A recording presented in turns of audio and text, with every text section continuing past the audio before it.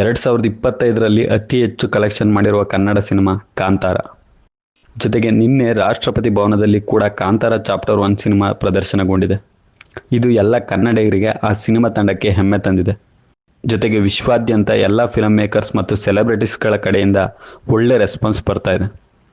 Kantara cinema release ಆಗಿ ಇವತ್ತಿಗೆ 4 ದಿನ ಕಂಪ್ಲೀಟ್ ಆಗಿದ್ದು, ಇವತ್ತು ನಾನು ನೋಡಿದ್ದು ಕಾಂತಾರ ಸಿನಿಮಾದ ಕಲೆಕ್ಷನ್ ಬಗ್ಗೆ. ಅಕ್ಟೋಬರ್ 2ರಂದು ರಿಲೀಸ್ ಆದ ಕಾಂತಾರ ತನ್ನ ಮೊದಲನೇ ದಿನ ಭಾರತದಾದ್ಯಂತ 61.85 ಕೋಟಿಗಳನ್ನು ಗಳಿಸಿತ್ತು. ಇನ್ನು ಎರಡನೇ ದಿನ 45 ಕೋಟಿ ಕಲೆಕ್ಷನ್ ಮಾಡಿದೆ.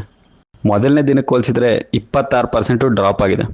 ಆದರೆ ಮೂರನೇ ದಿನದಲ್ಲಿ ಅದು ಇನ್ಕ್ರೀಸ್ ಆಗಿದೆ. ಮೂರನೇ ದಿನ 56 ಕೋಟಿ ಕಲೆಕ್ಷನ್ ಮಾಡಿದೆ. ಇನ್ನು ನಾಲ್ಕನೇ ದಿನ ಭಾನುವಾರ 61 ಕೋಟಿ ಗಳಿಸಿದೆ. ಎಲ್ಲ ಭಾಷೆಗಳಲ್ಲೂ ಒಳ್ಳೆ ರಿವ್ಯೂಸ್ನ ಪಡ್ಕೊಂಡಿದೆ. ಒಟ್ಟಾರೆಯಾಗಿ ಸಿನಿಮಾ ವರ್ಲ್ಡ್ ವೈಡ್ 325 ಕೋಟಿ ಗ್ರಾಸ್ ಕಲೆಕ್ಷನ್ ಮಾಡಿದೆ.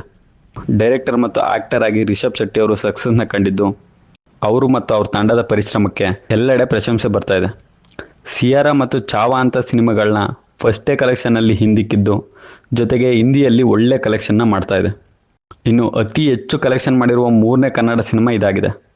ಮೊದಲನೇ ಸಿನಿಮಾ KGF ಚಾಪ್ಟರ್ 2 1250 ಕೋಟಿ ಗಳಿಸಿತ್ತು. ಇನ್ನು ಎರಡನೇ ಸಿನಿಮಾ ಕಾಂತಾರ 450 ಕೋಟಿ ಗಳಿಸಿತ್ತು. ಸೊ ಇದು ಮೂರನೇ ಸ್ಥಾನ ಪಡ್ಕೊಂಡಿದೆ. ಇನ್ನು ಸಿನಿಮಾ 1000 ಕೋಟಿ ಕಲೆಕ್ಷನ್ ಕಡೆಗೆ ಮುನ್ನುಗ್ತಾ ಇದ್ದು, ಕಾದು ನೋಡಬೇಕು.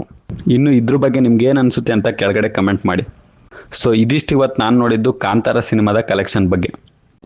ವಿಡಿಯೋ ಇಷ್ಟ ಆದರೆ ಮಾತ್ರ ಲೈಕ್ ಮಾಡಿ, ಸಬ್ಸ್ಕ್ರೈಬ್ ಮಾಡಿ, ಸಪೋರ್ಟ್ ಮಾಡಿ. Thank you. See you soon.